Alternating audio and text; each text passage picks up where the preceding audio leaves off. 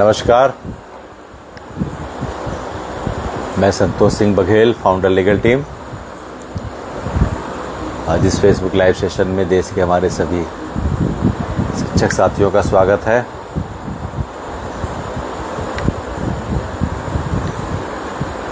आप सभी जुड़े। मैं समय से हूँ ना, 8 बजे का समय मैंने आपसे लिया था। कोशिश रहती है कि आपके साथ समय जुड़ा जाए। मेरी आवाज़ जा रही है आप तक?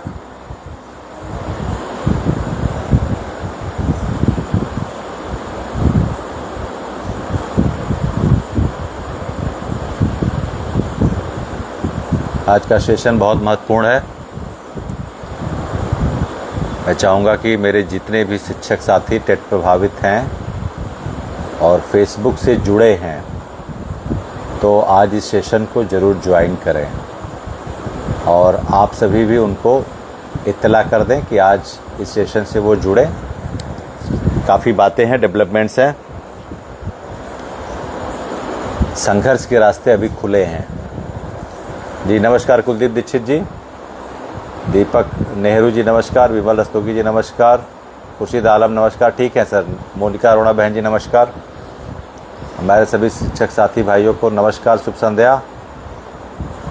खुर्शीद आलम जी धन्यवाद आवाज़ बताने के लिए कि आवाज़ आप तक पहुंच रही है। हमारे लीगल टीम के महत्वपूर्ण सदस्य प्रमोद कन्नौजिया जी बनारस से, हमारे महत्वपूर्ण अंग, आपका स्वागत है। रेणु सिंह जी नमस्कार। नमस्कार प्रमोद जी। सुशील ओझा जी नमस्कार। आकाश सिंह जी नमस्कार। हाँ, हुकुमचंद जैन जी, शेखावत जी, ब्रजेश सिंह जी नमस्कार। ज्योति तिवारी जी नमस्कार। सुरेश धुर्वे जी नमस्कार। शायद मेरी बात भी आपसे हुई थी। अमित उपमन्यु जी, आपसे भी बात हुई थी, नमस्कार ग्वालियर से। आतिफ खान जी, राजेंद्र गुज्जर जी नमस्कार। 1-2 मिनट समय मैं और लूँगा ताकि हमारे जितने भी साथी हैं वो अधिकतम संख्या में जुड़ सकें। आरपी साई जी नमस्कार, बड़े भाई आपका स्नेह मिलता रहता है। बीके कुमार जी, प्रवीण गुप्ता जी, हमारे सबसे पुराने साथी इस लीगल टीम के कोर मेंबर प्रवीण गुप्ता जी नमस्कार। बांके बिहारी लाल जी, तिवारी जी, ज्ञानेश सिंह जी, शत्रुघ्न पांडे जी, रविंद्र जी, संजीव दास जी, प्रवीण गुप्ता जी, मदन ठाकुर जी, राजेंद्र गुर्जर जी, खुर्शीद आलम जी। शोर हो रहा है क्या? 1 मिनट, मैं टेबल फैन लगाया हूँ, रुकिए 1 मिनट। हाँ, वाइब्रेशन जारी होगी, कोई नहीं।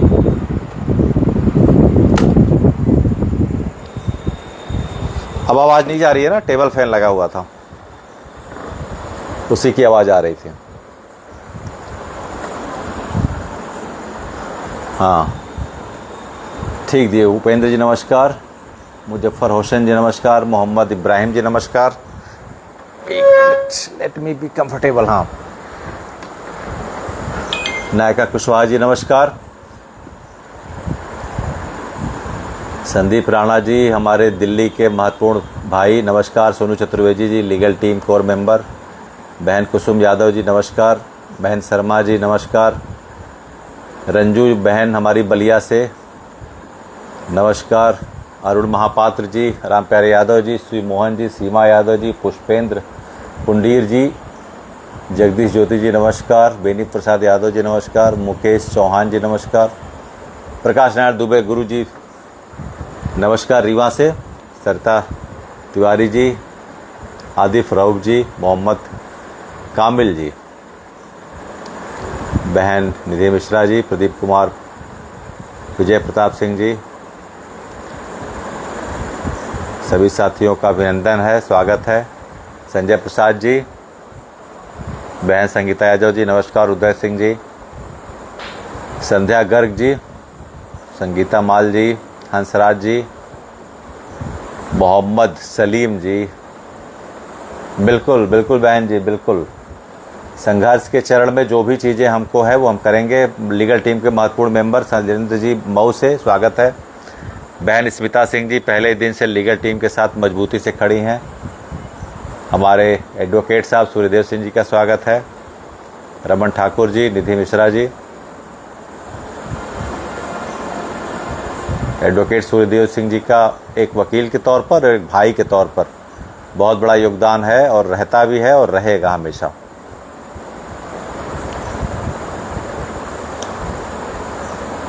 विजय प्रताप सिंह जी, हमारे लीगल टीम का हनुमान वीरेंद्र चौधरी जी नमस्कार। संदीप सिंह जी नमस्कार भाई।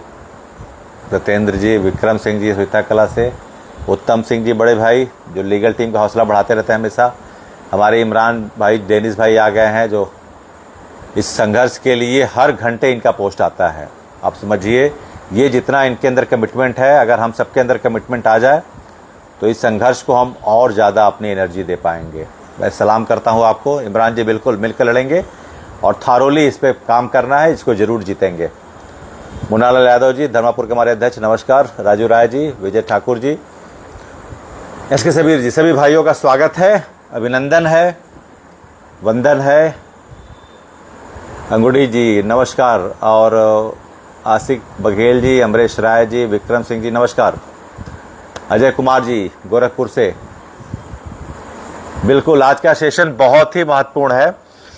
आप देख रहे होंगे कि पिछले 26 मई को परिणाम आने के बाद हम में से बहुत सारे साथी, क्या सभी साथियों के मन में एक निराशा आ गई और ये भाव आया कि अब कुछ नहीं होगा इस तरह के। लेकिन आप ये जानिए कि कितनी भी अमावस की रात हो, कितनी घनघोर रात हो, कितनी भी काली रात हो, लेकिन उम्मीद का एक दिया हमेशा जलाए रखना चाहिए और उस अमावस की रात की भी सुबह जरूर होती है। उम्मीद का दामन पकड़े रहेंगे। नमस्ते गुंजन बहन जी नमस्कार, नोएडा से आप हमेशा आशीर्वाद देती हैं। संजय त्रिपाठी जी बड़े भाई बनारस से नमस्कार। तो मेरे कहने का मतलब है कि उम्मीद का दामन कभी नहीं छोड़ना चाहिए।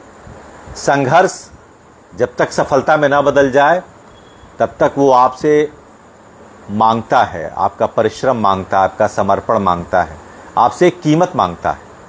हर संघर्ष एक कीमत मांगता है और वो धैर्य की कीमत होती है, वो समय की, समर्पण की, लगन की, उन कीमतों को आपको चुकाना पड़ता है। सफलता एक दिन नहीं मिलती, लेकिन एक दिन, मैंने अभी एक पोस्ट भी डाला था कि अगर 13वीं चोट में कोई दीवार टूटी है हथौड़े से तो पिछली 12 चोटों ने उस दीवार को जरूर कमज़ोर किया है। तो संघर्ष का मतलब त्वरित परिणाम नहीं होता, लेकिन संघर्ष पे अगर रास्ते पे आप डटे रहेंगे तो आपको निश्चित तौर पर सफलता मिलेगी। हम उसके लिए पहले ही दिन से लगे हैं। हमने इस संघर्ष को सब कुछ दिया है।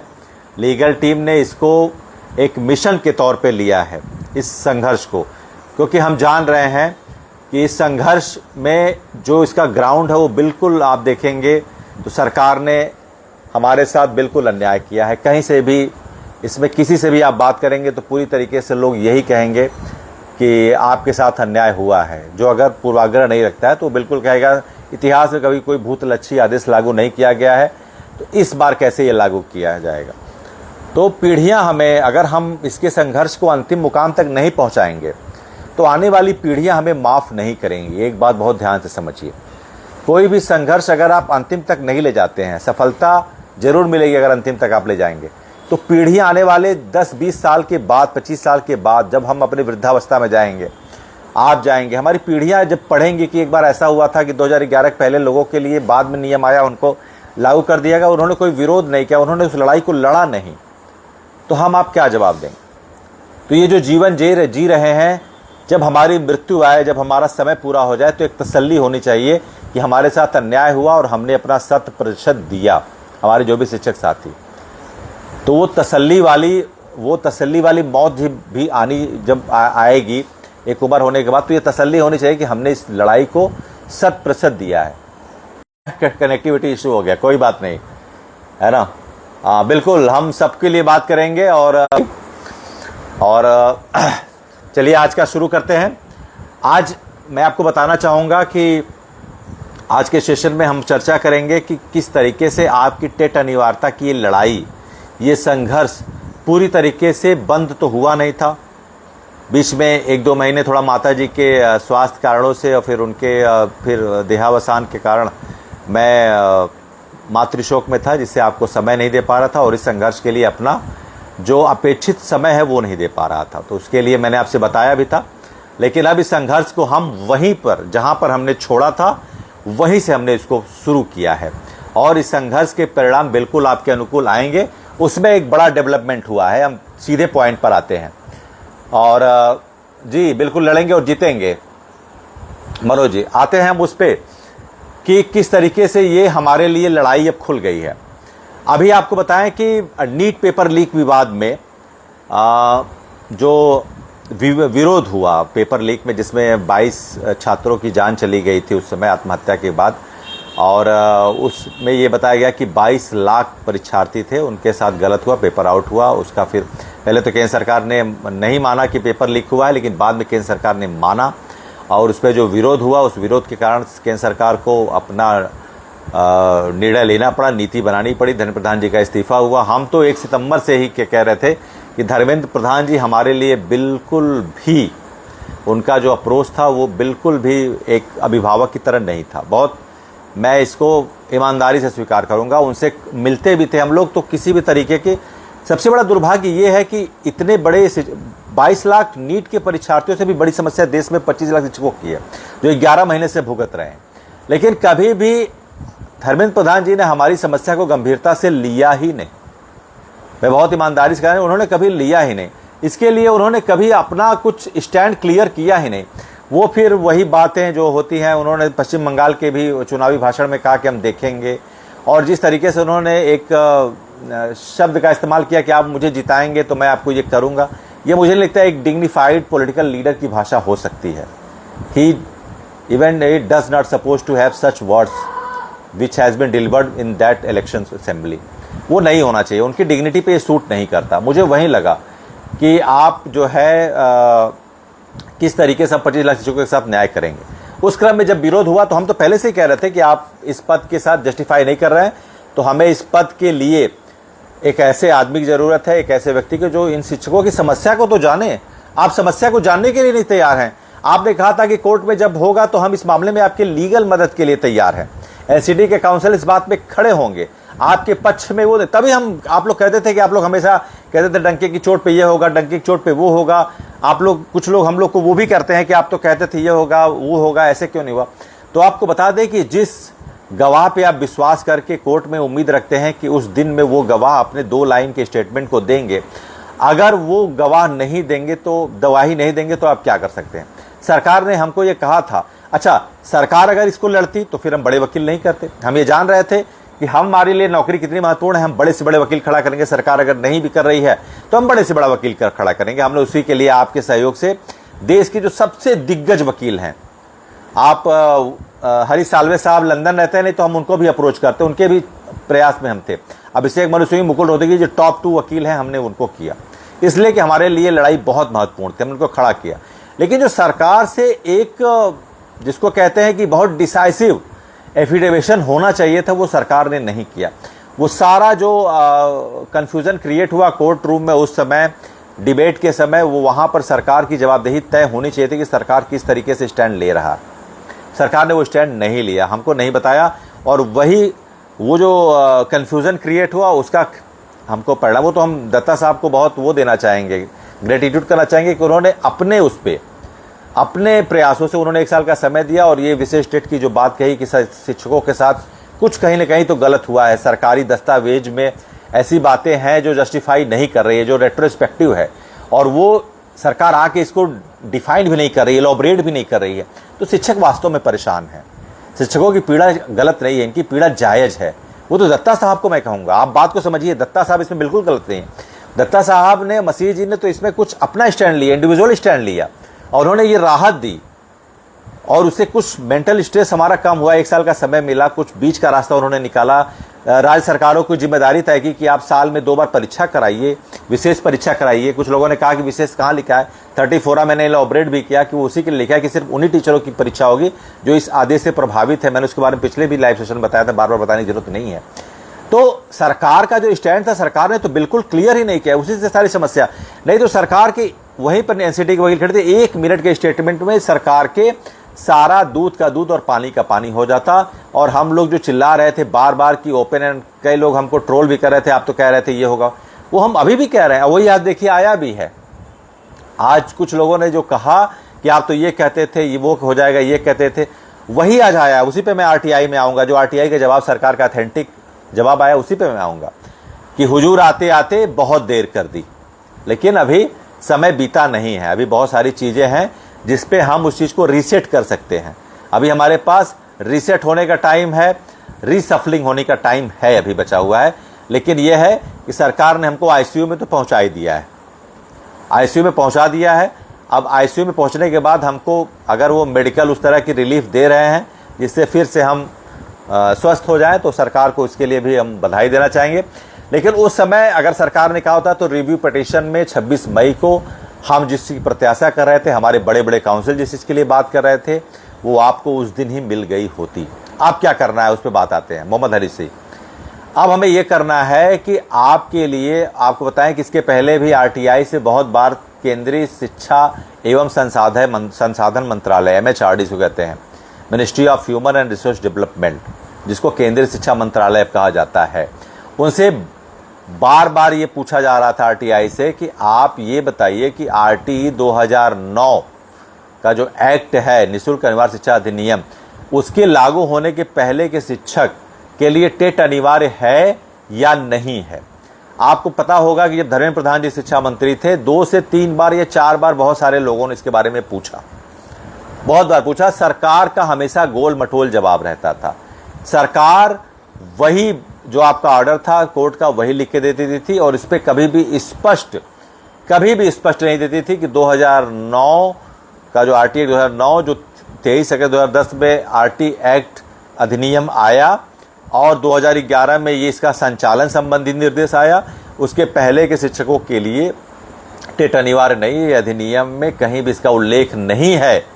ये कभी भी सरकार ने पिछले आरटीआई में दिया ही नहीं, कभी भी नहीं दिया। अब हुआ क्या है कि जो डेवलपमेंट हुए हैं, सरकार देख रही है कि MHRD डिपार्टमेंट से वास्तव में बहुत सारी गलतियां हुई हैं। MHRD डिपार्टमेंट से चाहे आप नीट पेपर विवाद ले लीजिए, चाहे उसके बाद 2017 का अमेंडमेंट जिसमें किसी तरीके से क्लियर नहीं किया गया कि वो वास्तव में किसके लिए था, उसमें किन टीचरों की बात थी, टेट की बात थी कि नहीं थी, अगर थी तो उसको बताया क्यों नहीं गया शिक्षकों को।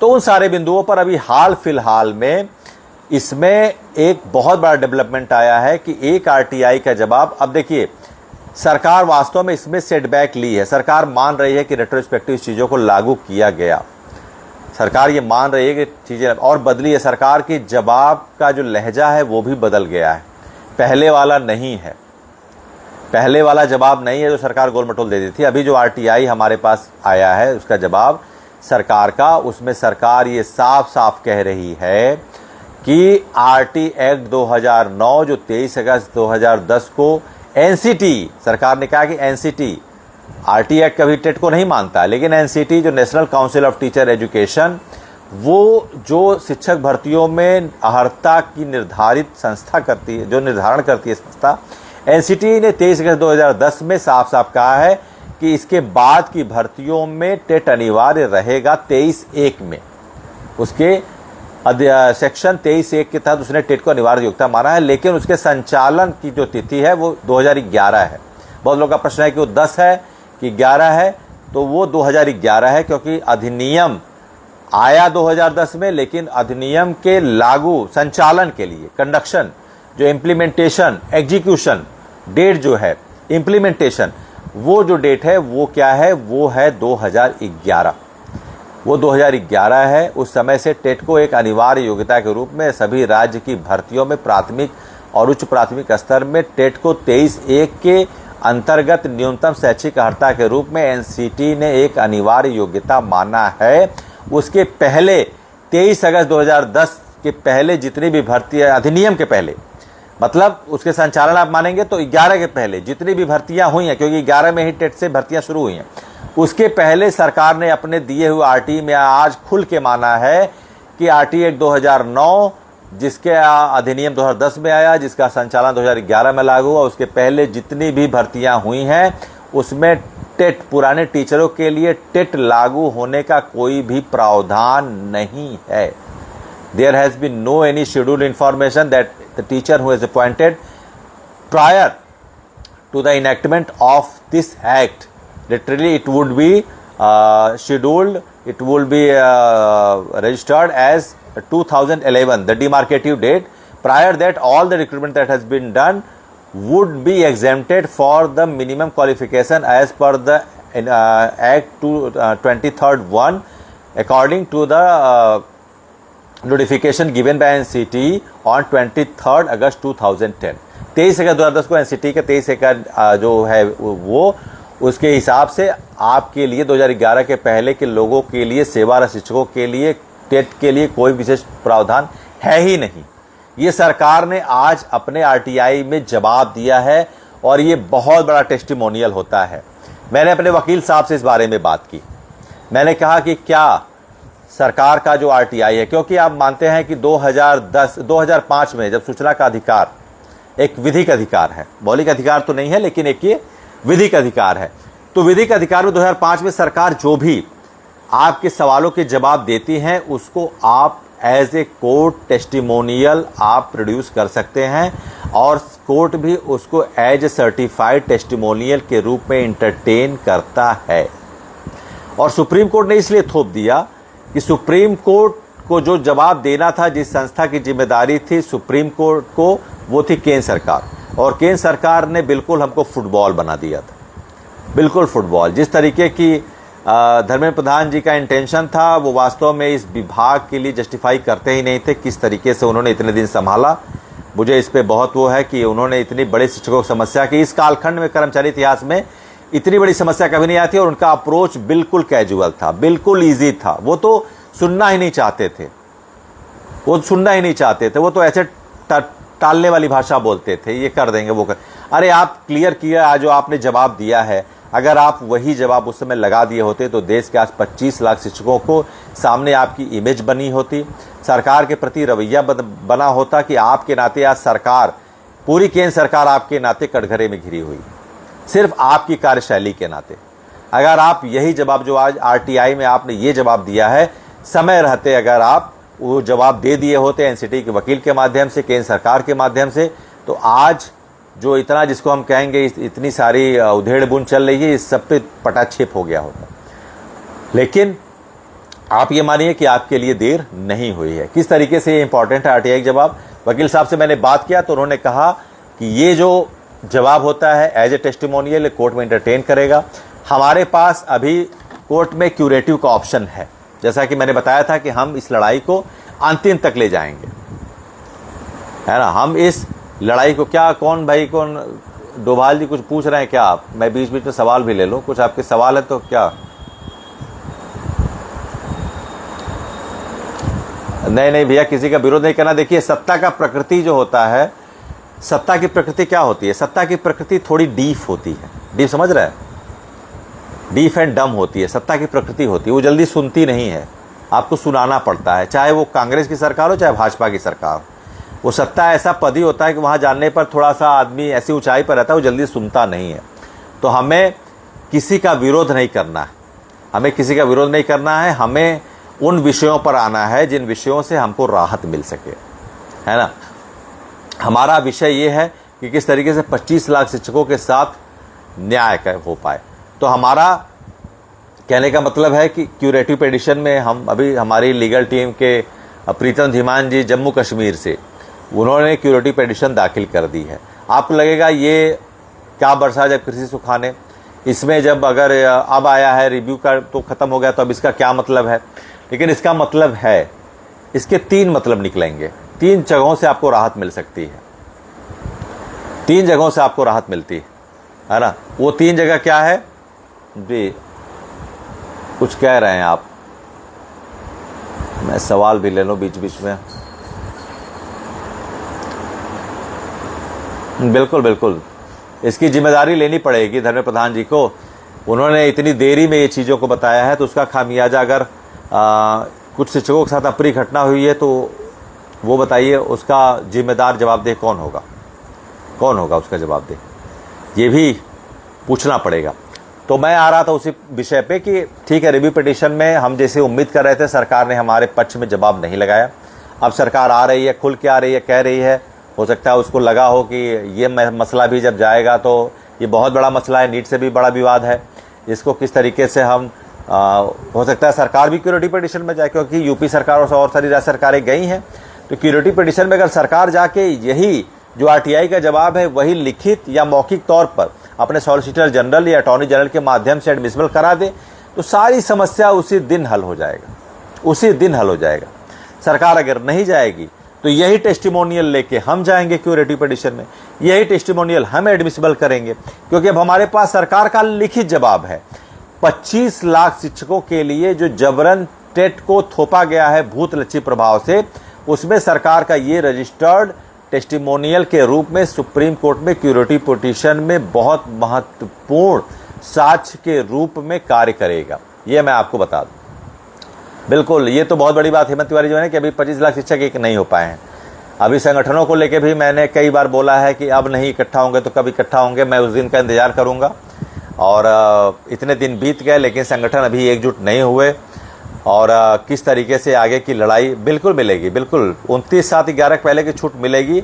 सरकार ने ये माना है कि संचालन संबंधी जो भी ये टेट की अनिवार्यता की तिथि है 2011 जो आपके राज्यों में भर्तियों में लागू हुआ, उसके पहले के शिक्षकों के लिए 23 अगस्त 2010 के एनसीटी के नोटिफिकेशन में टेट को अनिवार्य अर्हता के रूप में भूत लक्षित शिक्षकों के लिए लागू नहीं मानने का प्रावधान है। उसको माना नहीं गया है, उस शिक्षकों के लिए लागू नहीं है। सरकार का लिखित जवाब है और आरटीई सरकार का रजिस्टर्ड और वैलिड और एक अफर्म्ड टेस्टिमोनियल के रूप में माना जाता है।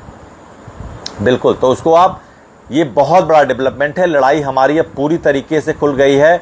आंखें पथरा गई थी कि सरकार ये यूनिवर्सल ट्रूथ को, इस सार्वभौमिक सत्य को बोल क्यों नहीं रही है, बता क्यों नहीं रही है, लिख के क्यों नहीं दे रही है। पथरा गई थी, गला सूख जा रहा था कि सरकार बोल क्यों नहीं रही है, बता क्यों नहीं रही है। हम परेशान थे, हम सोच रहे थे कि हम बड़े वकील करेंगे, ठीक है, हमारा भी जो सहयोग लगेगा। ये तो सरकार की लड़ाई थी, सरकार को आना चाहिए, सरकार आई भी, लेकिन केंद्र सरकार ने हमें अपेक्षित मदद ही नहीं की। तो पहला तो ये है, इससे फायदा क्या हुआ कि क्यूरेटिव पिटीशन में अभी हम सरकार के इस महत्वपूर्ण दस्तावेज को, जो सरकार का फॉर्मेशन है, इसमें सरकार ने मान लिया है कि सेवारत शिक्षकों के लिए टेट अनिवार्य नहीं है। हमारा कोई प्रावधान ऐसा नहीं है 2010 के नोटिफिकेशन में। तो एक मजबूत साक्ष्य के रूप में प्रस्तुत किया जाएगा 2010 का वो साक्ष्य, वो नोटिफिकेशन और सरकार का ये। और आपको बताएं, उस आरटीआई के जवाब में एक चीज और भी लिखा हुआ है, उसमें 2 बिंदु लिखे हैं। उसमें यह भी लिखा गया है कि किसी भी संशोधन में टेट का को लेकर कोई भी संशोधन नहीं किया गया, ये भी लिखा है, कोई संशोधन नहीं किया गया। तो वहां पर वो 23/2 का 2 परंतु भी आता है 2017 का, वहां भी आप देखेंगे 7 नंबर आरटीआई में वो भी साफ साफ लिखा है कि किसी भी आगे के प्रोग्रेसिव जो भी आरटी एक्ट के चार्टर में किसी भी तरीके का अमेंडमेंट नहीं किया गया है। इसलिए टेट के अनिवार्यता को लेकर किसी भी विषय पर कोई संशोधन ना होने से साफ साफ जाहिर होता है कि वो एवरी टीचर, उन टीचरों के बारे में बात है जो 2011 के बाद भर्ती हुए हैं। और अब जाके सरकार ने उस बिंदु को स्पष्ट किया अपने आरटीआई के माध्यम से। कई विषय यहाँ पर स्पष्ट हो गए हैं, कई विषयों पर इल्यूजन, जो भ्रम का पर्दा है, खत्म हो गया। एक तो 2011 के पहले शिक्षकों की सेवा के लिए टेट अनिवार्य नहीं मानी है। दूसरा 2017 के बारे में भी उन्होंने उसी आरटीआई में कहा है कि किसी भी संशोधन में टेट को नहीं कहा गया है, उनके लिए लागू नहीं किया गया, ये भी उन्होंने माना है। तो ये 2 बड़े डेवलपमेंट है, लिखित डेवलपमेंट है, लिखित उनके अफर्मेशन है जो सरकार को क्यूरेटिव मानना पड़ेगा। और ये सरकार का पहला चरण है आपके विषय पर तैयार होने के लिए। आपके विषय पर सरकार अब सोच रही है। सरकार का ये जवाब कोई उसका अधिकारी नहीं देता है, ये सरकार की मिनिस्ट्री का स्टैंड होता है, ये केंद्र सरकार का स्टैंड होता है। असल में ये केंद्र सरकार का स्टैंड है।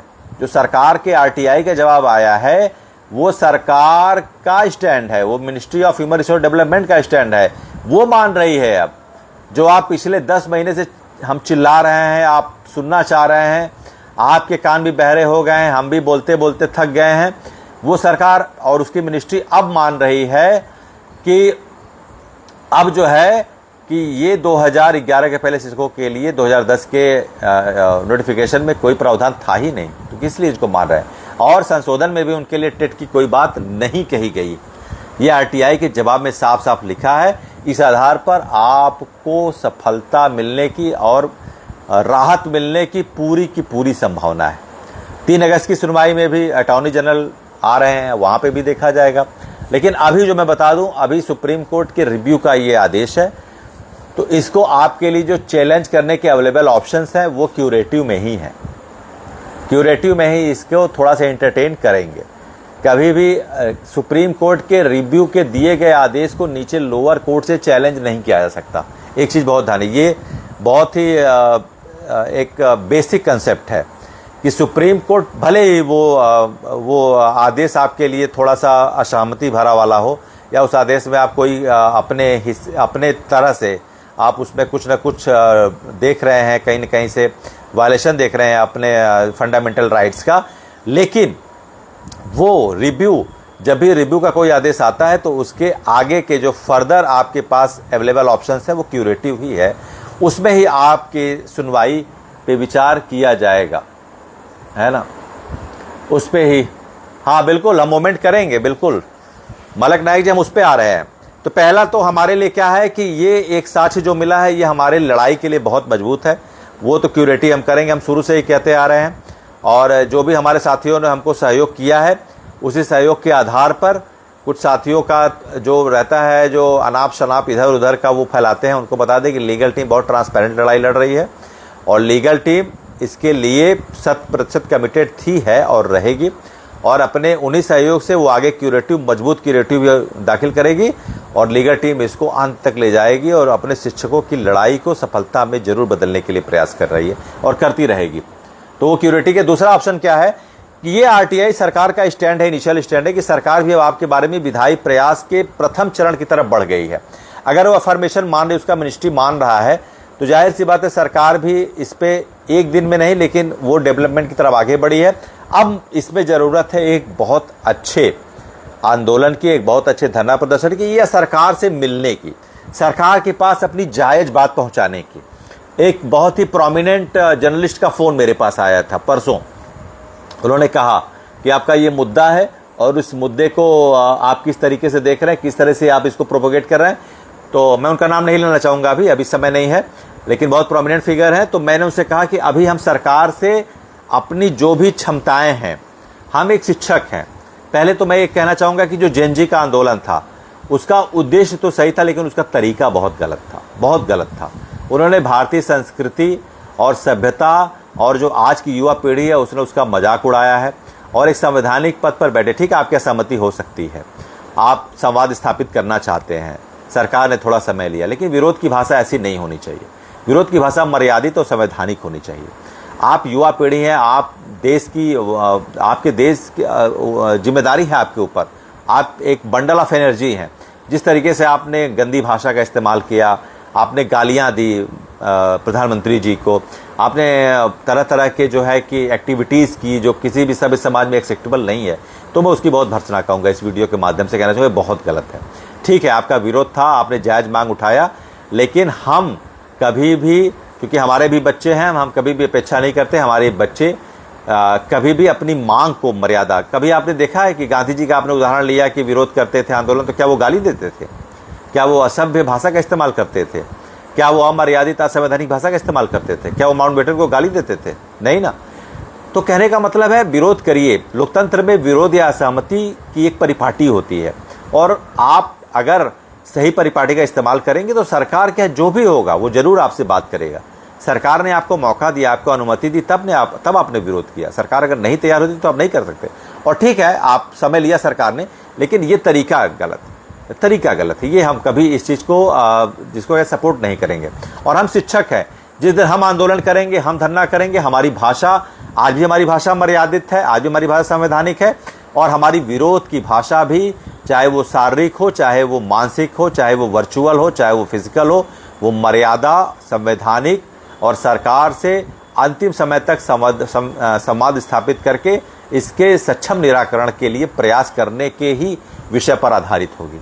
वो किसी भी तरीके से अमर्यादा या असंवैधानिक नहीं होगी। हम शिक्षक हैं, हमारे ऊपर तो और जिम्मेदारी बढ़ जाती है। तो पहले तो हम अपेक्षा करेंगे कि उसकी नौबत ना आए। और आज जो ये डेवलपमेंट आरटीआई का आया है, ये सरकार का स्टैंड क्लियर करता है कि सरकार आपके लिए बिल्कुल बिंदुवार सोचने पर विवश है। अब हमको क्या करना है कि देखिए 11 अब स्ट्रेटजी पे काम करना है कि माफ़ करिएगा मैं 11 बोला, 25 लाख शिक्षक या उससे ज़्यादा शिक्षक, हम तो एक आंकड़ा देते हैं, 30 लाख भी हो सकते हैं, 35 लाख भी हो सकते हैं, क्योंकि ये तो जो है कि किसी भी तरीके से एक क्लियर डेटा नहीं है, हम बार बार कहते हैं। लेकिन प्रभावित 1 करोड़ से ज़्यादा परिवार है। आपको पता होगा कि देश में कुल मेरे ख्याल से 1 अरब 40 करोड़ की आबादी है।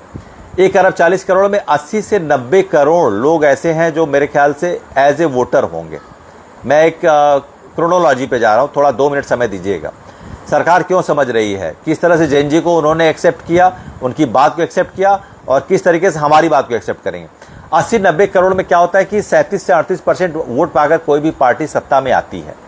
अगर 80 करोड़, एक मोटा मोटा डेटा दे रहा हूँ, 80 करोड़ का अगर आप 40% निकालेंगे तो 30 करोड़ होगा, 30 से 32 करोड़ होगा। 30 से 32 करोड़ वोट पाकर कोई पार्टी सत्ता में आ जाती है, कहाँ पर? केंद्र में। अगर हमारी संख्या 25, 30, 40 लाख जो भी है, और परोक्ष रूप से, प्रत्यक्ष की बात नहीं करूँगा, परोक्ष रूप से अगर हमारे पास जो परिवार है, जो संबंध है, चाहे वो ब्लड रिलेटेड हो, चाहे हमारे कुछ प्रभावित होने वाले लोग जो हमसे प्रभावित हैं, अगर वो संख्या 1 से 2 करोड़, अगर वो संख्या 2 से 3 करोड़ जो भी होती है, इस तरीके से मुझे लगता है वो संख्या ज़्यादा भी हो सकती है। तो आप देख रहे हैं कि 10% ऐसे लोग हैं हमारे शिक्षक पूरे भारत में जो किसी भी तरीके से इस लोकतंत्र में, इस पर्व में अपनी अहमियत रखते हैं। और डेविएशन 1% का भी, डेविएशन ऑफ वोट 1% का भी मायने रखता है, बहुत मायने रखता है। जहाँ पर आप 38% वोट पा रहे हैं, उस 38% वोट का 10% और 10% या 15 या 20% का वोट अगर आपका किसी भी तरीके से असंतुष्ट होता है तो बिल्कुल सरकार को प्रभावित करता है। वो आपकी असहमति के लिए एक बहुत बड़ी चोट कर सकता है। तो कहने का मतलब है सरकार भी समझ रही है कि शिक्षकों की जो संख्या है वो दरकिनार करने वाली नहीं है, वो सबसाइड करने वाली नहीं है। इनको भी हमको सुनना पड़ेगा, क्योंकि देखिए हम आप संघर्ष कर रहे हैं तो एक समय मांगता है, हम कहते हैं एक समय लेता है, तो ठीक है समय हम दे रहे हैं। लेकिन आप हुजूर, आपको तो रिव्यू में ही बोलना चाहिए था। आप तो धर्मेंद्र प्रधान जी पहले ही कह रहे थे हम मदद करेंगे, मदद करेंगे। हम लोग भी बोल रहे थे कि आप मदद, हम भी वही बोलते थे जो आपके सामने आके कहते थे। लीगल टीम कहती थी कि धर्मेंद्र प्रधान जी ने ऐसे कहा है। हम बड़े वकील भी खड़ा कर रहे हैं, हम अपना पैसा भी लगा रहे थे। पैसा अपना क्या, आपके सहयोग से हम इतने बड़े वकील कभी कर ही नहीं पाते, आपने सहयोग दिया। फिर आगे क्यूरेटिव में भी हम लड़ाई लड़ेंगे। तो हम तो उस उम्मीद में थे, लेकिन आपने हमको उस समय तो भाई वास्तव में साथ नहीं दिया। ठीक है, आप इस समय साथ आए हैं, लड़ाई खुली है। एक तो वो हो गया जो कोर्ट में क्यूरेटिव का ऑप्शन बनता है, लेकिन क्यूरेटिव के बारे में बताऊंगा। क्यूरेटिव थोड़ा सा एक्सेप्ट करने के उसके चांसेस थोड़े कम होते हैं। हमारे पास ऑप्शन है, लेकिन हम चाहेंगे कि सरकार भी क्यूरेटिव करे। और भी जो रिव्यू, अच्छा एक चीज़ और होता है, रिव्यू पिटिशनर जितने होते हैं वही क्यूरेटिव कर सकते हैं, कोई बाहरी क्यूरेटिव नहीं कर सकता। जिनकी रिव्यू याचिका खारिज हुई है वही रिव्यू पिटिशन के बाद फिर क्यूरेटिव पिटिशन में जा सकते हैं। तो मेरी ये कोशिश रहेगी कि आप लोग जो भी रिव्यू पिटिशन में गए, क्यूरेटिव पिटिशन में जाइए आप, और अपने संसाधनों से उसकी लड़ाई लड़िए। लीगल टीम अपनी लड़ाई लड़ेगी। सरकार को भी जाना चाहिए, मुझ पर भी बात करेंगे। जो राज्य सरकार है क्यूरेटिव पिटिशन में जाए और केंद्र सरकार की यही जवाब को लगाए, वहाँ पर आपको राहत मिलेगी। व्यक्तिगत तौर पर हम भी जाएंगे। सरकार अगर जाती है तो उसका बहुत बड़ा प्रभाव पड़ेगा। दूसरी बात आती है कि सरकार अगर इसके लिए श्वेत पत्र, अमेंडमेंट या कोई बिल ला रही है, अगर उसका स्टैंड क्लियर है तो बिल लाने में भी कोई दिक्कत नहीं है। लेकिन उसके लिए हमको थोड़ा सा सरकार को जगाना पड़ेगा। उसके लिए हमको कुछ बात करनी पड़ेगी। हमको हमारी भाषा, जो विरोध की भाषा, को मर्यादित ढंग से सरकार के समक्ष रखनी पड़ेगी। क्योंकि सरकार की मूल प्रवृत्ति, मूल जो चरित्र होता है, सरकार की बात मैं कर रहा हूँ, चाहे वो कभी किसी की भी हो, उसकी मूल प्रवृत्ति होती है थोड़ा ऊंचा सुनती है। तो इसीलिए सरकार को विरोध की भाषा जल्दी सुनाई देती है। तो उसके लिए मैं अभी भी कह रहा हूँ, संगठन से आए, नहीं तो फिर आप ये तय करिए कि इसकी लड़ाई क्या हम शिक्षक को नहीं लड़नी चाहिए अगर संगठन आगे नहीं आते हैं। हम 25 लाख लोग हैं। जिस दिन आप 2 से 4 लाख की संख्या में दिल्ली में कुछ दिनों के लिए डट जाएंगे, आपके लिए समाधान निकल जाएगा, बिल्कुल समाधान निकल जाएगा। जिस दिन शिक्षक जो प्रभावित हैं, तो ये भी कहूँगा जो प्रभावित हैं वही प्रभावी होंगे। एक लाइन में समझिए, जाके पैर नहीं फटी बीवाई, वो क्या जाने पीर पराई। बात है वो दाखिल हम करेंगे, लेकिन सड़क की लड़ाई भी होनी चाहिए, वो भी संघर्ष होना चाहिए। और कई प्रदेश के प्रदेश अध्यक्ष भी हमारे साथ संपर्क में हैं, बातचीत कर रहे हैं। लेकिन उसके लिए भी एक कंक्रीट प्लान बनाना पड़ेगा। और मैं अभी भी अपेक्षा करता हूँ हमारे सभी संगठन, इतनी बड़ी समस्या में आप अपनी व्यक्तिगत, अभी भी लोगों के मन में है कि मैं मेन हो पाऊँगा कि नहीं, मैं मेन फ्रेम में आऊँगा कि नहीं। ऐसा तो नहीं कि मैं तीसरे नंबर पे मुझे उस धरने में ट्रीट किया जाए, चौथे नंबर पे उस धरने में ट्रीट किया जाए, या 10वें नंबर पे मेरा नाम लिया जाए। अभी भी वो उसी मनोवैज्ञानिक मनोदशा में है। लेकिन ये लड़ाई किसी अध्यक्ष या किसी महत्वाकांक्षा की नहीं है। मैं संतोष सिंह बघेल बता रहा हूँ कि मैं आपके लिए इस लड़ाई को जज्बाती तौर पर, हमारी लीगल टीम लड़ रही है और हमको किसी महत्वाकांक्षा की दरकार नहीं है। हमको नींद नहीं आती है रात में कि किस तरीके से ये गलत हो गया है, सो नहीं पाते हैं कि हमारे शिक्षकों के साथ इतना गलत हो गया है और सभी लोग एक्सेप्ट कर रहे हैं, एब्जॉर्ब कर रहे हैं, सरकार नहीं बोल रही है। हम तो अभी बहुत सारी स्ट्रेटजी है, उस पर भी काम करेंगे। लीगल टीम बहुत सारी स्ट्रेटजी पे काम करेगी। बीच में 1 से 1.5 महीने का मैंने आपसे एक समय लिया था, वो चूँकि मैं अपनी मातृ सेवा में था और वो उससे बड़ा तो कोई धर्म ही मेरे लिए नहीं फिलहाल था उस समय के लिए।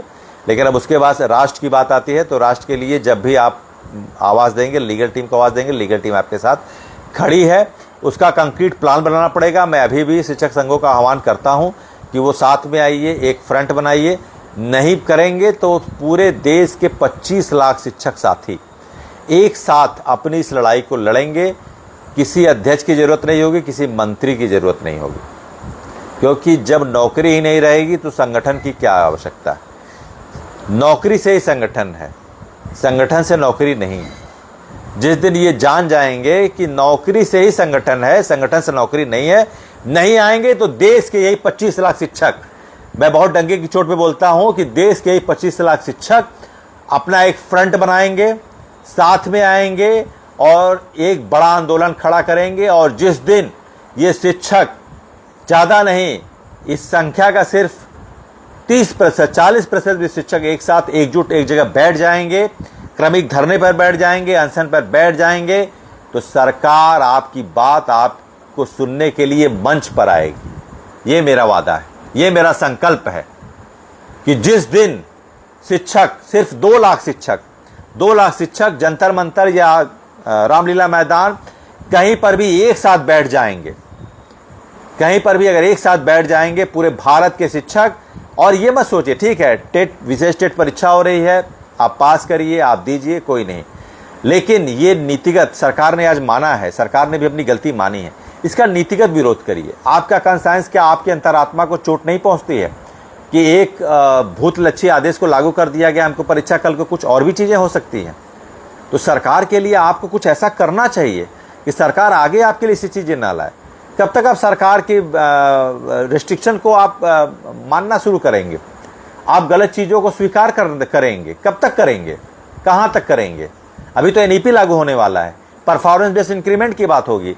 2 निगेटिव रिमार्किंग पे आपकी नौकरी समाप्त हो सकती है, आपकी सेवा पे जो है कि वो एक लग सकता है, एक बैड एंट्री लग सकती है। तो कब तक आप उस चीज़ को मानेंगे? तो आज संगठनों को फिर से आह्वान करते हैं कि आप साथ में आइए, नहीं तो लीगल टीम आपके साथ है। देश के 25 लाख शिक्षक खुद अपने दम पर अपने स्टैंड पर दिल्ली आएंगे और एक मजबूत आंदोलन खड़ा करेंगे। और उसी दिन देश के शिक्षक जब बैठ जाएंगे तो आप विश्वास मान के चलिए कि देश की बड़ी से बड़ी सत्ता, केंद्र सरकार, आपके सामने आएगी और आपसे बात करेगी। अभी हम स्ट्रेटेजिक तरीके से चल रहे हैं। अभी मोदी जी को मैंने एक वीडियो बनाया है।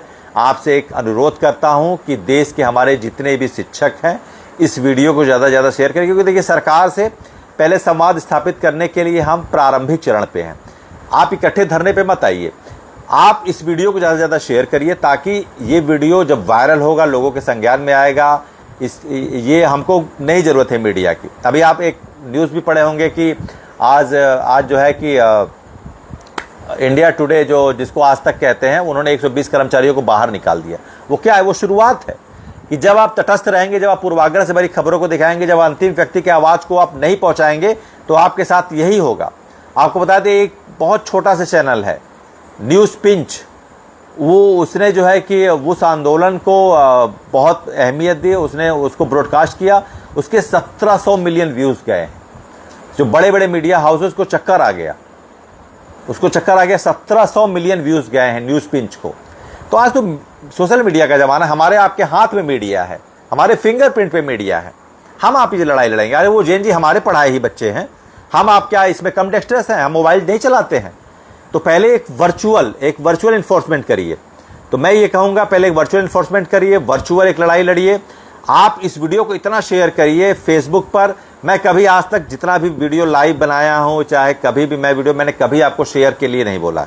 मैं कोई प्रोफेशनल क्रिएटर नहीं हूँ डिजिटल, लेकिन आज लड़ाई इस विषय की आ गई है कि जहाँ पर हमको अपनी आवाज़ पहुँचानी है, मीडिया हमारा साथ नहीं दे रहा है। एक दिन मीडिया ने हमारी बात नहीं उठाई। 22 लाख जो है कि नीट परीक्षा का भी उन्होंने नहीं उठाया, लास्ट में उठाया जिस दिन 20 जुलाई जिस दिन विरोध हुआ। तो हमको अपने हाथ में अपनी ताकत, अपने क्षमता पे विश्वास रखना है, अपनी ताकत पे विश्वास रखना है। सोशल मीडिया में इतनी ताकत है।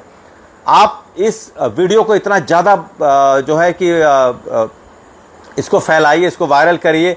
इस पे आप पीएम नरेंद्र मोदी जी को इसमें टैग करिए, उनको हैशटैग लगाइए, इतना शेयर करिए कि हम 28 राज्यों 8 यूटीज में 25 से 30 लाख 40 लाख की संख्या में हैं। इसके इतने व्यू जाने चाहिए कि मीडिया हाउसेस को ये पता चले, मीडिया हाउसेस आपको बात करने के लिए तैयार हो, वो जो चैनल भी आपको बात करने के लिए तैयार हो। मैं सभी का आह्वान भी करता हूं कि हमारी बात को रखिए, क्योंकि एक मीडिया ट्रायल भी होना चाहिए।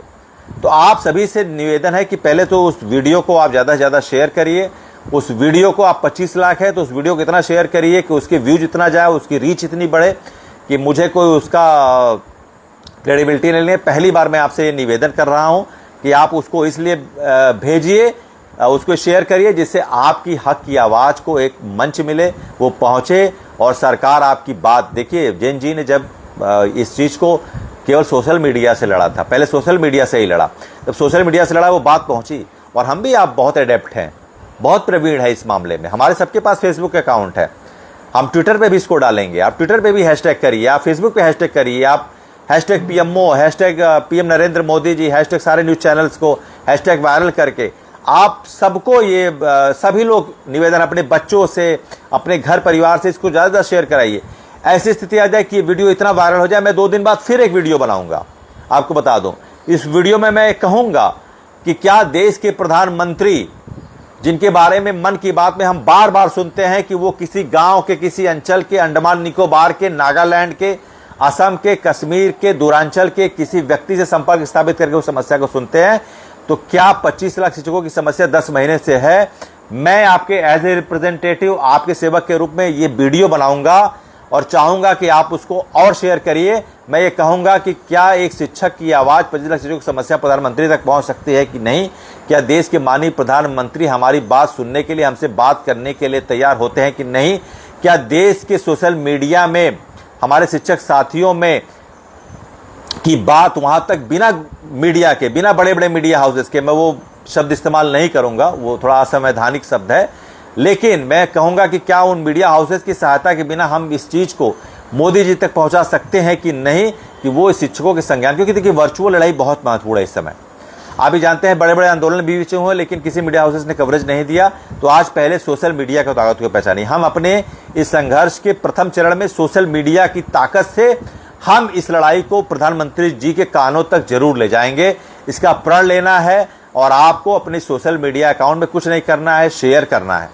ज़्यादा से ज़्यादा आज मेरी वीडियो को शेयर करिए। मैं फिर वीडियो बनाऊंगा और उसके बाद मैं और विषयों पे आऊँगा। हम विपक्ष के भी लोगों से बात करेंगे, इसको समझाएंगे, अपनी सारी समस्या को समझाएंगे। सरकार नहीं सुनेगी, विपक्ष के पास भी जाएंगे, पूरा डिटेल के साथ जाएंगे। इसको बंद नहीं करना है, इस संघर्ष को, इसके लिए जो भी कीमत चुकानी पड़े मैं तैयार हूँ, लीगल टीम तैयार है, लेकिन इस संघर्ष को बंद नहीं करूँगा जब तक सफलता नहीं मिल जाती, जब भी हमारे 25 लाख शिक्षकों को न्याय नहीं मिल जाता।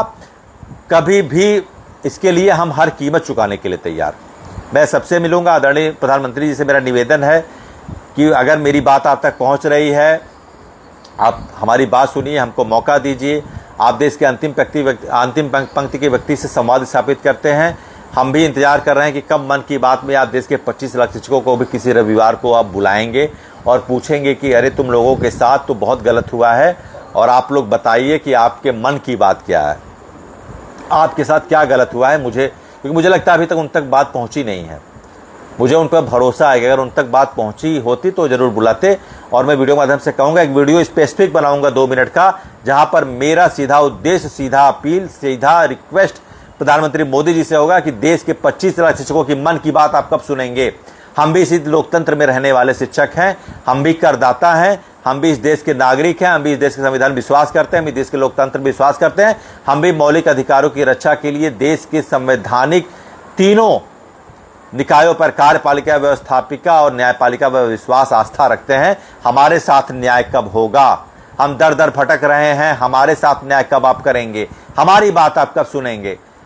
क्या हम बांग्लादेश से आने वाले हैं? क्या हम बाहर के हैं?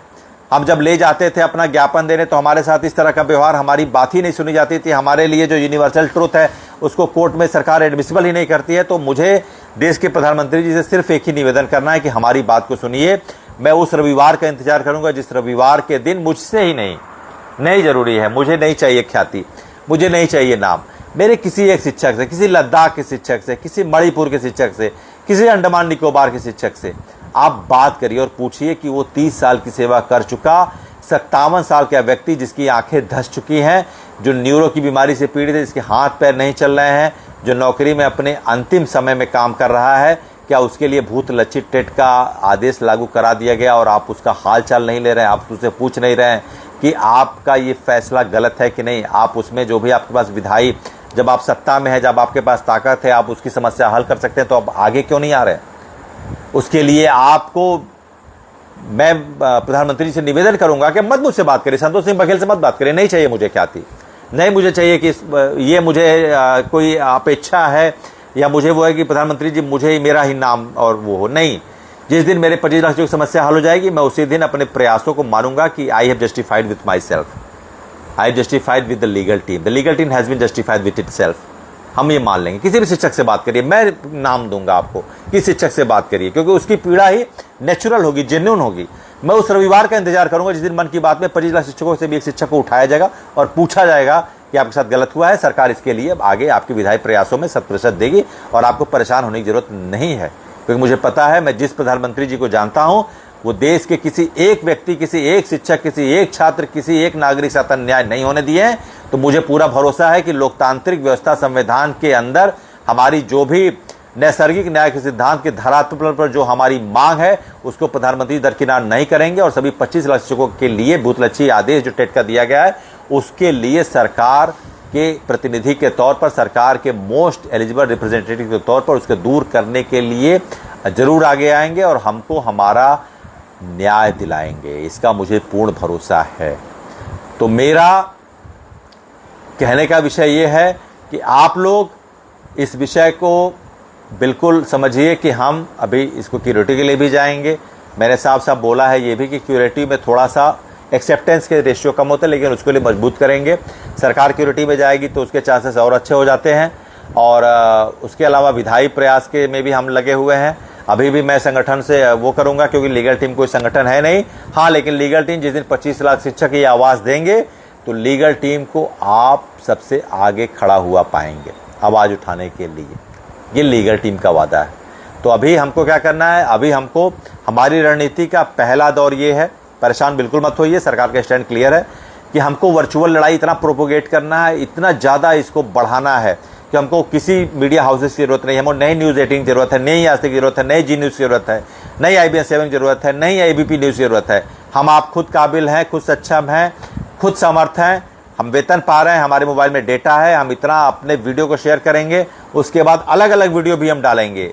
कुछ ऐसी टैगलाइन मैं बोलूँगा हमारे देश के, जिस दिन 1 लाख शिक्षक अपने एक विषय को लेकर एक वीडियो बनाकर फेसबुक पर डालना शुरू करेंगे, बाढ़ आ जाएगी। आपका फेसबुक पूरी तरीके से हैक हो जाएगा, हैंग हो जाएगा, आप ही आप दिखेंगे। देखिए कैसे नहीं सुनती है सरकार। जेन जी से बड़ी पावर आपके अंदर है। वो 22 लाख थे, आप तो अगर जोड़ेंगे तो आपके परिवार और आपके वही बच्चे जो जेन जी आपके बच्चे हैं, जेन एक्स आपके बच्चे हैं, है ना, तो वो आपके बच्चे हैं, वो आपके साथ देंगे। 1 करोड़ लोग आपके साथ आएंगे। जहां पर 1 करोड़ कोई भी पोस्ट आ गया फेसबुक पर, शेयर हो गया, व्यूज जा रहे हैं, तो सरकार जरूर संज्ञान लेगी। ध्यान तो उसका पड़ना चाहिए। तो उसके लिए आपको करना क्या है कि पहले आप जो भी कहे करिए, कोई नहीं, लेकिन आप इस वीडियो शेयर करिए। 2 दिन बाद एक और वीडियो डालूंगा। फिर आपको उसके लिए एक और कंटेंट दूंगा। आप सभी लोग एक अपना वीडियो छोटा छोटा बना के डालिए, अपनी भाषा में डालिए और देखिए किस तरीके से बढ़ाते, किस तरह से आप संघर्ष नहीं जीतेंगे। बिल्कुल जीतेंगे, डंके की चोट पर जीतेंगे। और सरकार विधायी प्रयास के लिए आएगी, उसके लिए अभी हम मिलेंगे। सरकार नहीं सुनेगी तो सरकार को सुनाने के लिए हम आंदोलन के लिए एक रास्ते पे भी जाएंगे और हम विपक्ष से भी मिलेंगे, पूरे टेस्टिमोनियल के साथ विपक्ष से भी मिलेंगे जी। उसके लिए बात किया गया है, प्रत्यावेदन जो आप लोगों ने दिया है बात किया गया है, उस पर भी बात करेंगे। जो आपने लैंग्वेज 2 की बात की है तो मांगने से नहीं मिलता है, लेकिन सरकार से हमारी अपेक्षा है। पहले हमारी लड़ाई का चरण है लीगल टीम का, ठीक है, कानूनी लड़ाई लड़ी हो, लीगल टीम अब आपको कह रही कि इसकी वर्चुअल लड़ाई शुरू करिए। आप इसकी वर्चुअल लड़ाई के लिए जो मैंने वीडियो डाला उसको शेयर करिए, फिर 2 दिन बाद और डालूंगा जिसमें हमको कोई मीडिया की जरूरत नहीं है। हम जो मीडिया साथ आएगा सही है, नहीं आएगा तो हम अपनी लड़ाई, हमारे हाथ में 25 लाख फ़ोन है, 1 करोड़ फ़ोन है। और जब वो डेटा जाएगा, जब हर राज्यों से वो पोस्ट आएगा तो जाहिर सी बात है सरकार के संज्ञान में आएगा, उनकी LIU का रिपोर्ट जाएगा, उनके सर्विलांस का रिपोर्ट जाएगा, उनके जो क्या कहते हैं सोशल मीडिया हैंडलर है उनके पास रिपोर्ट जाएगा, तो ज़रूर आपको बात करने के लिए बुलाएगी। तो इसके लिए पहले वर्चुअल तरीके से मजबूत होइए। इस वीडियो शेयर किए, एक वीडियो और डालूंगा वो भी शेयर करिए। आगे हम कुछ और कंटेंट डालेंगे, आप सभी लोग वर्चुअल आके उसको ज़्यादा से ज़्यादा करिए। और हमारी ये लड़ाई नीतिगत विरोध की है वो जारी रहेगी। विशेष स्टेट दीजिए, उससे कोई नहीं, लेकिन हम ये भी एक बात कहना चाहेंगे कि जिस तरीके से यूपी गवर्नमेंट लिबरल है अपने शिक्षकों के हितों की रक्षा के लिए, अभी ये बाकी है कि बाकी राज्य किस तरह से लिबरल होते हैं, ये भी अभी बाकी है, वो भी देखना पड़ेगा। हम लड़ाई लड़ेंगे, परीक्षा भी देंगे, लेकिन नीतिगत विरोध इसका जारी रहेगा। लीगल टीम के पहले चरण का स्ट्रेटजी ये है कि आप वीडियो शेयर करिए, 2 दिन बाद फिर एक वीडियो मैं बनाऊंगा। और जिस दिन ये वीडियो, ये मत सोचिए कि ये एक कमज़ोर पक्ष है, ये आज के समय का बहुत मजबूत पक्ष है, बहुत मजबूत पक्ष है। जब आप शेयर करेंगे उन तक बात पहुंचेगी। टैग करिए PMO को, होम मिनिस्ट्री को, MHRD मिनिस्ट्री को, अपने बच्चों से पूछिए, और PMO को, PM नरेंद्र मोदी जी को # लगाइए और इस मेरे वीडियो को शेयर करिए। उसके बाद आप फिर एक वीडियो है उसको शेयर करिए। देखिए ज़रूर प्रधानमंत्री जी आपकी बात सुनेंगे, ज़रूर वो बुलाएंगे, और ज़रूर, चूँकि आपका जो स्टैंड जो आया है वो स्टैंड सरकार का आपके फेवर का है। सरकार आपके लिए सोच रही है, सरकार सेटबैक में है, सरकार अब मान रही है, देर से ही सही लेकिन दुरुस्त तौर पे वो आ रही है। तो मेरा यही स्टैंड है आप सभी के साथ कि हार नहीं मानना है, और जब तक तोड़ेंगे नहीं तब तक छोड़ेंगे नहीं। हम बहुत जिद्दी लोग हैं और गलत चीज़ को बिल्कुल हम विशेष दिन और विशेष समय भी तय करेंगे। पहले वर्चुअल वो करिए, और मानसून सेशन है उसके बाद उसमें भी देखते हैं, अभी और भी चीज़ें हैं, उसके लिए हम जो है कि आपके बताएंगे। आप परेशान मत होइए, जब सरकार स्टैंड फेवर में आ रहा है धीरे धीरे तो सरकार बिल्कुल आपके साथ आएगी। और जब करेंगे तो प्रॉपर होमवर्क के साथ करेंगे, फ्लॉप शो नहीं करना है। अगर आंदोलन करना है तो फ्लॉप शो नहीं करना है। कुछ लोग ऐसे हैं जो फेसबुक पे लिखते हैं, लेकिन जब उस दिन आना होगा, बहुत लोग ऐसे शिक्षक साथी मैं कहना चाहूँगा, भले आप टेट पास हो जाइए लेकिन इस आंदोलन को अपना समर्थन जरूर दीजिएगा, क्योंकि अगर आपका भाई जो नहीं पास हो पा रहे हैं, जो नहीं है, उनकी क्या गलती है, उनके साथ जरूर खड़े होइए। तो यही असली वो है कि आपको उनके साथ खड़ा होना है। ठीक है, आप पास होइए, कोई नहीं, आप टेट परीक्षा दीजिए। लीगल टीम कभी किसी को परीक्षा में बैठने से मना नहीं किया है, किसी वीडियो में हमने नहीं कहा परीक्षा मत दीजिए, लेकिन आपको इस विषय पर देखना है कि आप साथ में आइए।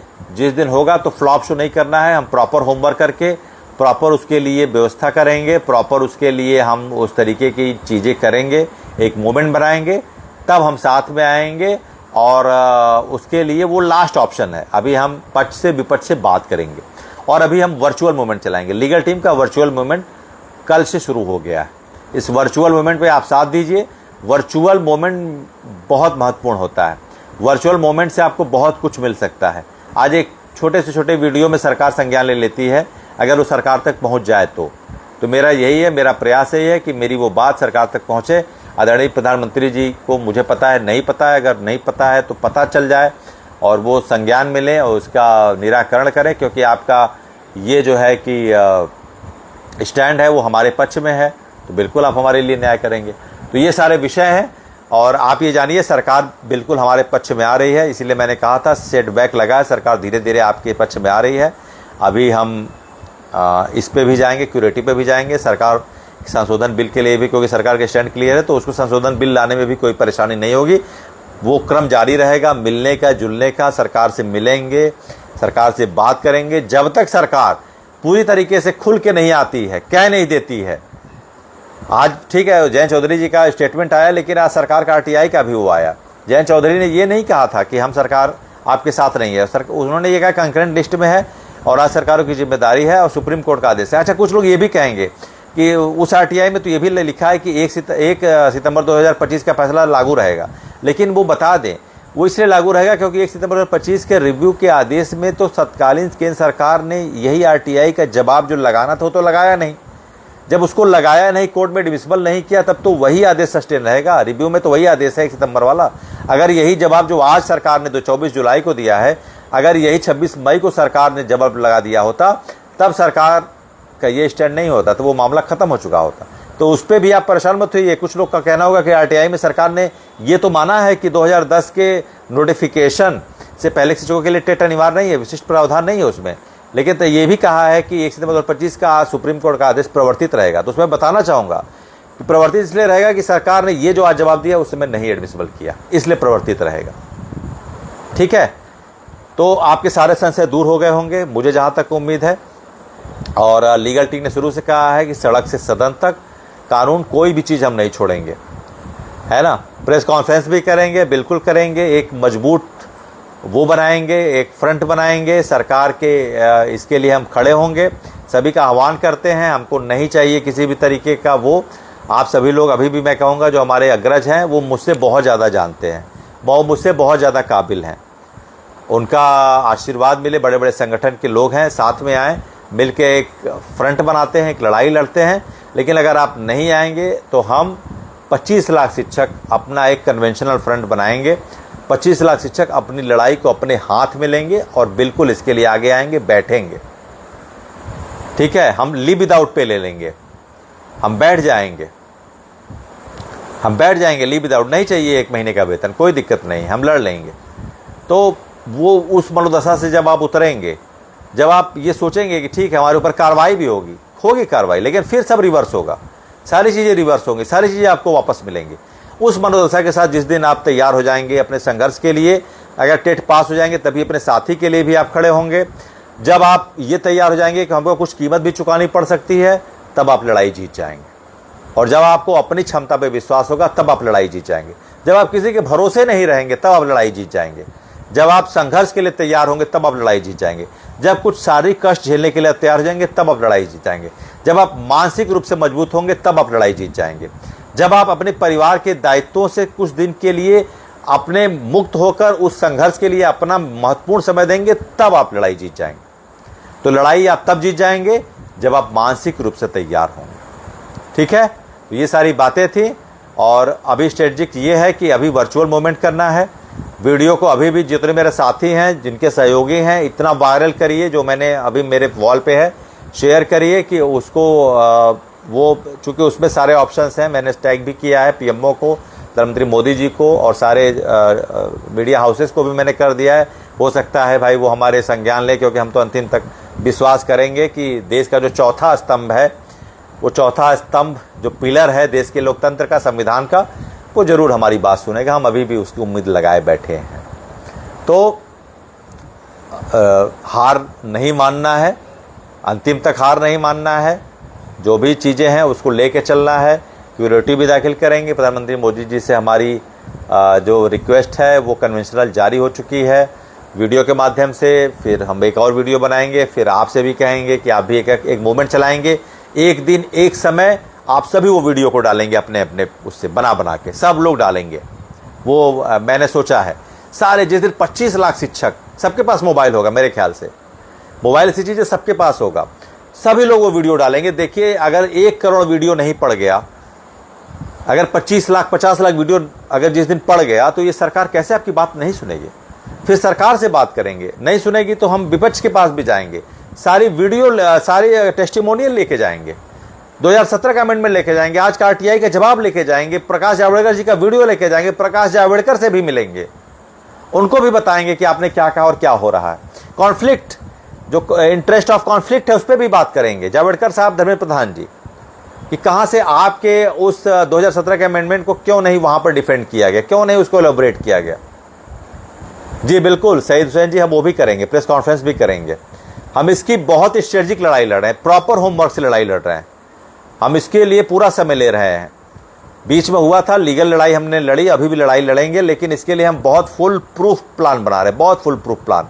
वर्चुअल तरीके से सरकार पे हम इसके लिए दबाव डालेंगे, सरकार के आग्रह करेंगे। सरकार जिस दिन आप अपने सोशल मीडिया की ताकत को पहचान जाएंगे, आप सोशल मीडिया पर जिस दिन 5 मिलियन 6 मिलियन वो वीडियो जारी होगा, उसके कमेंट आएंगे, तो अब देखिए कैसे सरकार नहीं सुनती है। उसके बाद हम फिर पक्ष से मिलेंगे, विपक्ष से मिलेंगे, फिर हम आंदोलन की रूपरेखा तय करेंगे, और अगर स्थिति अपरिहार्य रही तो उसके पहले भी तय करेंगे। उसके लिए एक हम प्रॉपर मूवमेंट की रूपरेखा बनाएंगे, उसमें आपको जुड़ना होगा ताकि हम समझें कि हमारे साथ कौन खड़ा है, कौन हमारे साथ आ सकता है। तो वो हमारा फुल प्रूफ प्लान है, कॉन्क्रीट प्लान है। उसकी फिर बाद में एक अगर ज़रूरत पड़ी तो हम कॉन्फ्रेंस के, मीडिया कॉन्फ्रेंस के माध्यम से उसकी बात भी हम रखेंगे।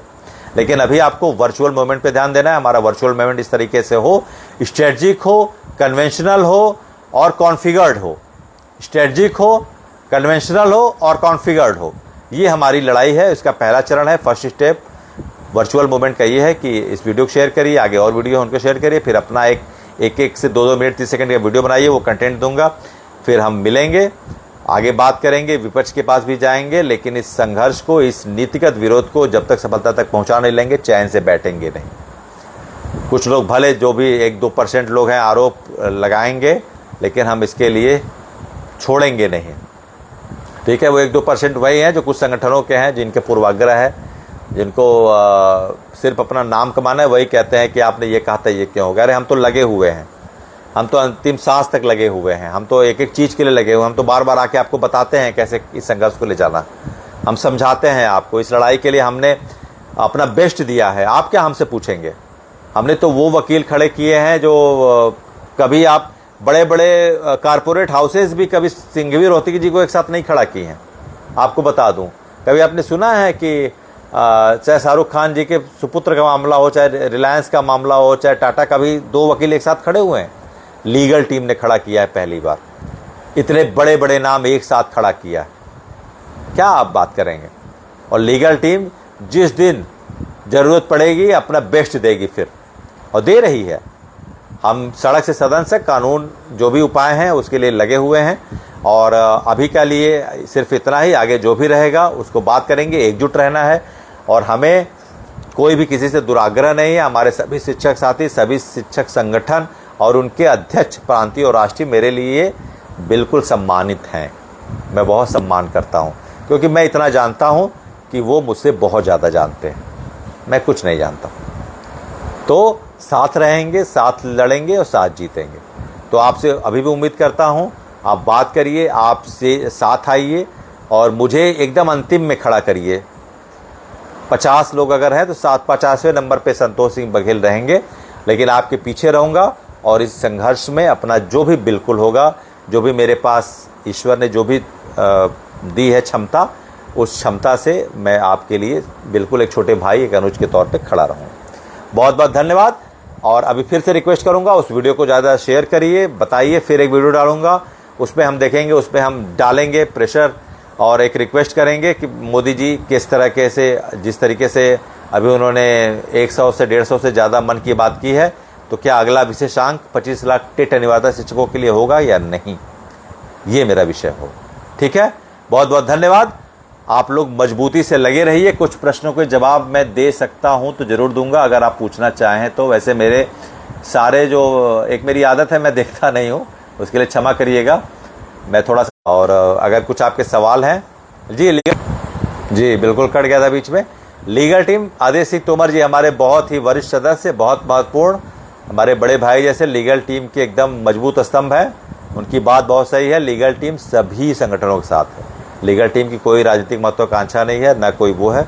लीगल टीम सिर्फ इसीलिए बनी है कि 25 लाख शिक्षकों को उनकी नौकरी, उनकी सेवा बची रहे। उनकी नौकरी उनके लिए बहुत इंपॉर्टेंट है। ये लीगल टीम का प्रयास है। लीगल टीम किसी भी तरीके से सिर्फ इसीलिए लगी है कि आपकी नौकरी आपकी है और आपको मिलनी चाहिए। हमारी कोई महत्वाकांक्षा नहीं है, ना प्रतिस्पर्धा है, ना तो हम किसी के साथ किसी होड़ में हैं। ये आपको बहुत स्पष्ट दो टूक शब्दों में बताना चाहूँगा। जी बिल्कुल, बहुत बहुत धन्यवाद मधु भारद्वाज जी। हम संघर्ष कर रहे हैं, आपका छोटा भाई हूँ मैं, और संघर्ष में कोई कमी नहीं छोड़ेंगे। आगे मैंने आपको बताया कि स्ट्रेटजी अभी ये है कि आप पहले तो ये करिए, वीडियो करिए शेयर, अभी और भी होगा। फिर हम वर्चुअल लड़ाई को पहले एक हफ्ते तक ले चलेंगे, फिर उसके बाद हम पक्ष विपक्ष से भी मिलेंगे, और उसके बाद हम एक बड़ा वो भी खड़ा करेंगे, और इसमें सभी संगठनों का स्वागत है।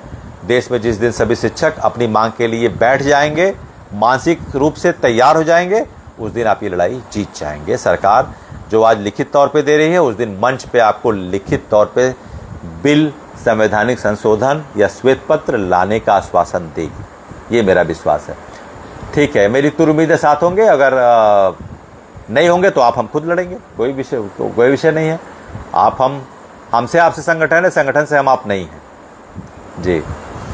तो संगठन शिक्षकों से है, तो शिक्षक जब एकजुट होंगे तो लीगल टीम तैयार है, और सभी शिक्षक एक ऐसा फोरम जिसमें सभी शिक्षक बैठेंगे, सभी शिक्षक अपने न्याय की लड़ाई को लड़ेंगे। ठीक है, फिलहाल अभी के लिए इतना ही। आगे जो भी रहेगा आप निश्चिंत रहिए, आपका संघर्ष जारी है, और आपके राज्य में जो भी चीज़ें डेवलपमेंट है, आप विशेष परीक्षा आ रहा है वो भी दीजिए, कोई रिस्ट्रिक्शन नहीं है, लेकिन इसका नीतिगत संघर्ष जारी है और रहेगा आखिरी दम तक। चलिए, बहुत बहुत धन्यवाद। हाँ बिल्कुल, 3 अगस्त को भी देखते हैं अटॉर्नी जनरल का क्या स्टैंड आता है, लेकिन मैंने आपको बताया कि ज़्यादातर चांसेस क्यूरेटिव पिटीशन का होगा, क्योंकि कभी भी 2 जजों की जो रिव्यू की, जो सुप्रीम कोर्ट की डबल बेंच की जो बातें हैं, आदेश है, वो अगर किसी भी तरीके से अगर वो क्यूरेट होगी तो वो बड़ी पीठ में क्यूरेट होगी जी। इसी को क्यूरेटिव कहते हैं। क्यूरेटिव का मतलब है संवैधानिक समीक्षा। रिव्यू में जो भी संवैधानिक विषयों पर अगर किसी भी तरीके की असहमति या किसी भी तरीके से आपकी एक्सेप्टेंस नहीं बन पा रही है, तो उसके संवैधानिक बिंदुओं को लेकर के संवैधानिक पीठ में आप जाते हैं, जहां 5 जजों की बेंच उसकी विस्तृत व्याख्या करती है। और अब तो हमारे लिए बहुत मजबूत आधार है, क्योंकि आरटीआई का जवाब सरकार ने आपके अनुकूल दे दिया है, जिसमें सरकार ये मान रही है कि आरटीआई एक्ट के लागू होने के पहले शिक्षकों के लिए किसी भी तरीके की टेट अनिवार्यता का विशेष प्रावधान उस अधिनियम या नोटिफिकेशन में था ही नहीं। चलिए, बहुत बहुत धन्यवाद। आगे जो भी रहेगी विषय वो आपके बीच में साझा करूंगा। संघर्ष जारी है सफलता मिलने तक। बहुत बहुत धन्यवाद।